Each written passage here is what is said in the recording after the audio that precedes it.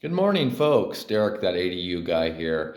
Just a quick pro tip on a question I get asked a lot. What do I do if I'm building an accessory dwelling unit? I get done with framing, and all of the framing members I used, or some of the framing members I used, have mold on them. Will that go away? What happens?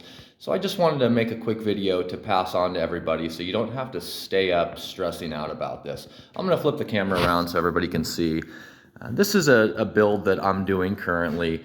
I framed it in December. We had a monsoon and there was literally 2 inches of water on the subfloor. So I had a little bit of raising of subfloor, and I had a lot of water sitting in this building. So the question I get mostly is, what do I do with mold? And most of the mold that I've noticed, at least on this build, came on the material. It's because it's green and it's stacked and it shows up moldy. So a lot of times building in the winter doesn't make the framing members any more mold prone. It's just that they don't dry out. Here's a little bit of mold you can see on the wane. Wane is areas of the framing member that had bark on them before. So there's a little bit different density than the actual 2x6 itself. And here's another good example of mold. So we always check the moisture content before we insulate. And in our area, this is Southern Oregon, they recommend that you never cover up with insulation or drywall framing members that are 19% moisture content or higher. I just checked this whole house, just about every single bay, and I'm at about 15%. You can still see that I have surface mold.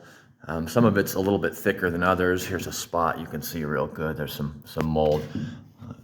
You can rub it off of there. So mold is, you can do all the research you want. It's basically always going to be in wood. It's just moisture and temperature that brings it out. So what I like to do, this is the best thing I've found. I used to use bleach. I've used peroxides. I've used store-bought material. Now I've gone to, I've got a $15 garden sprayer here, and it's got 100% vinegar, just household vinegar. You buy it for about $2 a gallon. And I just go around prior to insulation, a couple days before, and just spray this product, again, just vinegar, onto that moldy spot, and it'll dry. And as the moisture dries out as well, the mold isn't going to spread. So when people ask, what do I do with all these moldy framing members? I just tell them, hey, go spray it down with vinegar. Make sure your moisture content is below 19%, and go ahead and cover up and forget about it. Hope you're having a good day. Hope that helped. Thanks, folks.